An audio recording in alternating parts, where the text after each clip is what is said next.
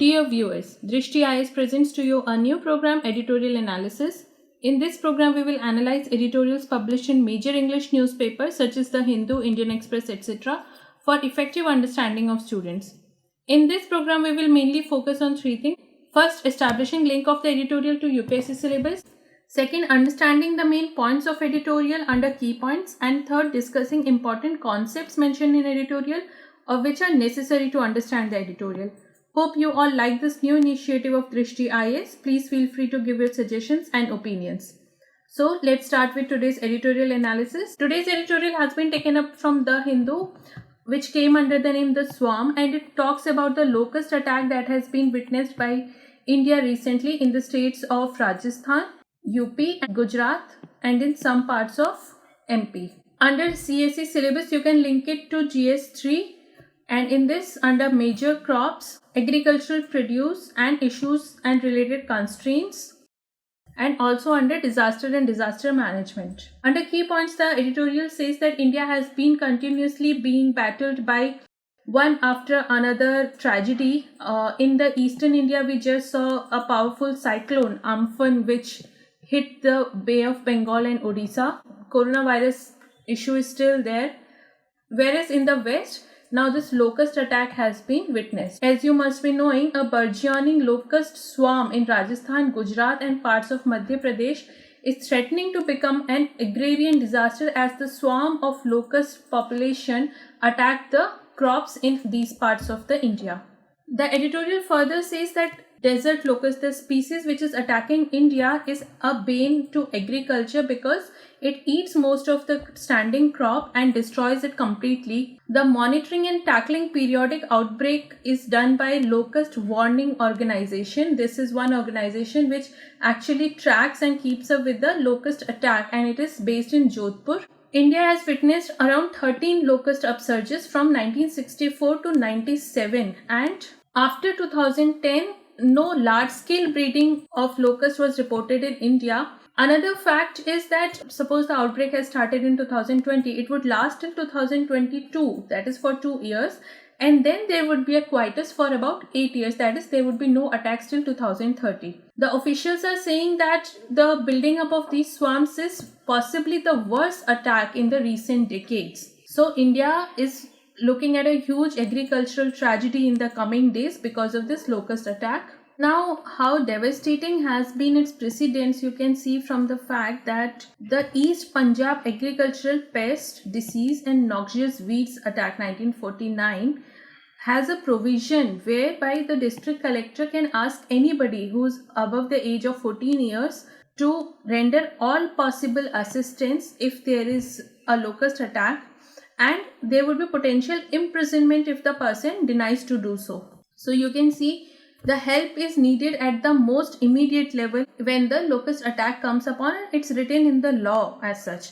Even though it may sound antiquated, it's a very basic reminder that right now we are dealing with all the medieval ages problems such as plague and pestilence, and despite being in this modern century where science and technology has improved so much, we are still not able to eliminate such issues of plague and pest. The editorial outlines the reasons for the latest locust attack and why there have been such a swarming of locusts right now. It pinpoints that the warming Indian Ocean last year has had an indirect fallout because of which the locust population have found breeding grounds.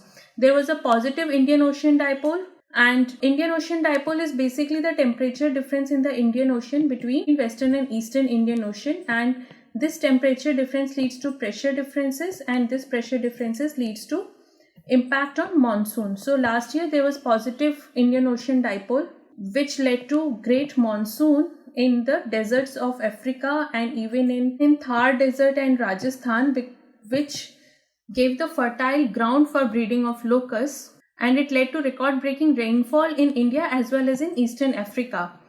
But moist African deserts led to potential grounds for locust breeding, and favorable rain-bearing winds aided their transport towards India. As you know, the winds were blowing from west to east, on which the locust who actually found the breeding grounds in Africa and took help of these blowing winds, which eventually led to India.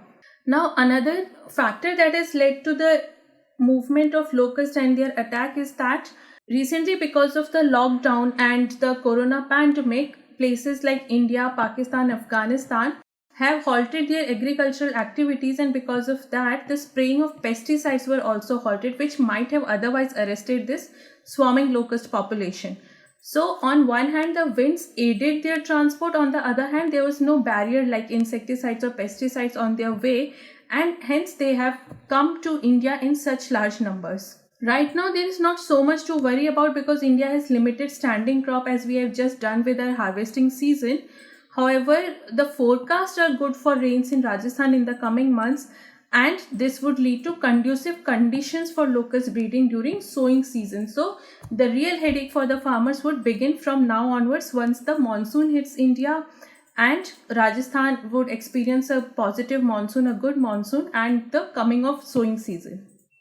In conclusion, the editorial says that even though global warming has been spoken about in depth across the world, a less highlighted aspect of it is that various disasters like floods, pandemics such as COVID-19, and pest problems are amplifying the potency of each other. One disaster is leading to another disaster. Even though we have managed to have an upper hand in science and technology, we are not able to overcome such disasters. The improved science and technology is only making it clearer that whatever man is committing as mistakes is beyond the national territories and borders. Hence, it's time to abandon any territorial blame game that who started it, who's actually responsible. Rather, we should focus on the solutions and policies that would ensure an equitable and sustainable future to fight off such threats and disasters. The key concepts, let us get some basic information about the locusts, as the swarms of locusts are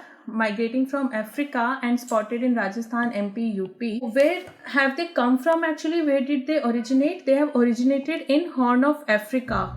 This coast of Eastern Africa, where excessive rains triggered a breeding ground for them, and then they entered India through Balochistan, Iran, and Pakistan.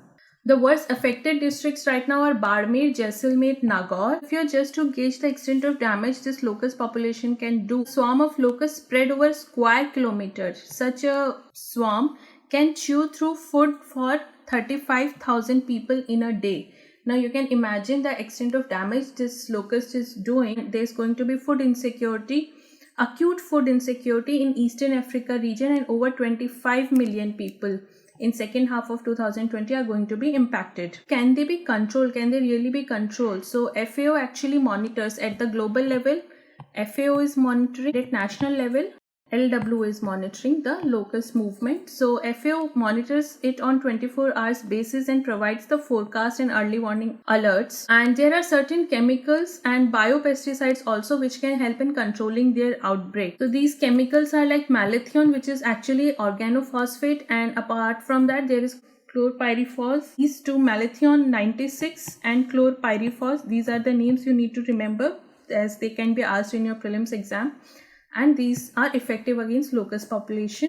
Now what happens from now onwards? If you see the breeding cycle of the locust, an egg develops into an adult in 10 to 65 days, and it moves from a solitary stage to gregarious stage. That is, from being solitary to moving in groups. It goes on in cycle in 24 to 95 days. Finally, a flying adult who is capable of reproduction can start laying eggs in 60 to 70 days of it becoming an adult. So, and their lifespan is between 3 to 5 months. So they live only for 3 to 5 months, and in such a short period also they are capable of such huge destruction to agriculture. And you can see the areas in the map, that is the dangerous area which are under the locust attack are this Horn of Africa and Eastern Africa basically.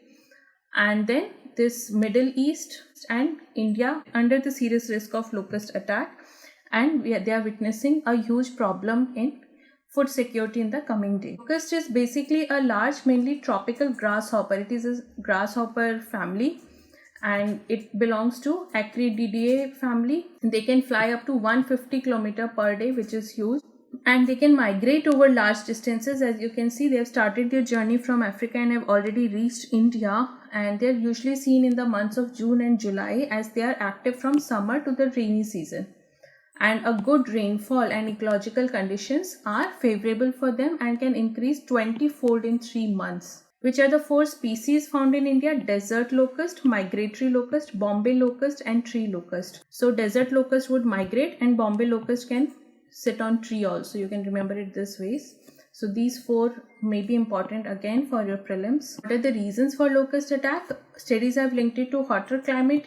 Hence, because last 5 years have been really hotter than any other such decades. So since 2009, we are witnessing increasingly hotter climates, and this has aided in reproduction and breeding of locusts. Along with that, wet weather has also favored the multiplication of locusts, because last year we had widespread rains in Horn of Africa from October to December 2019, which is 400% above normal rainfall, which was caused by positive Indian Ocean dipole, which was accentuated by climate change, or you can link it also to the global warming. Now, basic facts about this locust warning organization. So it was established in 1939 and it was amalgamated with Directorate of Plant Protection, Quarantine and Storage in 1946, and it works under Ministry of Agriculture and Farmers Welfare. It is the oldest national locust monitoring system, and it dates from pre-partition British colonial period, responsible for monitoring, survey and control of desert locust in states of Rajasthan and Gujarat. So this is important. It's not monitoring locust population across India, but basically in Rajasthan and Gujarat, and its headquarters are in Faridabad, that is in near New Delhi, and Jodhpur. What is Indian Ocean Dipole? As said before, it is basically the difference in sea surface temperatures between Western Indian Ocean, that is Arabian Sea, and Eastern Indian Ocean, which is south of Indonesian coast. So this is Western Indian Ocean and this is Eastern Indian Ocean. So the temperature difference between these two, sea surface temperature difference, would make Indian Ocean Dipole. Now, in a positive Indian Ocean Dipole, your Western Indian Ocean is warmer and Eastern is cooler, which leads to cyclone in the Arabian Sea and good monsoon over here. So that is why the Horn of Africa was also impacted by positive monsoon last year, and even the desert area over here, even in Pakistan and India. The reverse happens during a negative Indian Ocean Dipole, that is, this part becomes colder and this part becomes warmer. The eastern part becomes warmer, and hence you experience more cyclone in the Bay of Bengal region. So this is the basic difference between the positive and negative IOD, and IOD basically impacts the Indian Ocean because it was demonstrated that positive IOD often negates the effect of El Nino. That is, you must be knowing that El Nino is bad for monsoon, and whenever there is a phenomena of El Nino, we experience low monsoon. And if there is going to be a phenomena of El Nino and you experience a positive IOD, the positive IOD would help in monsoon and would negate the effect of El Nino. And this was experienced during 1983, 94 and 97.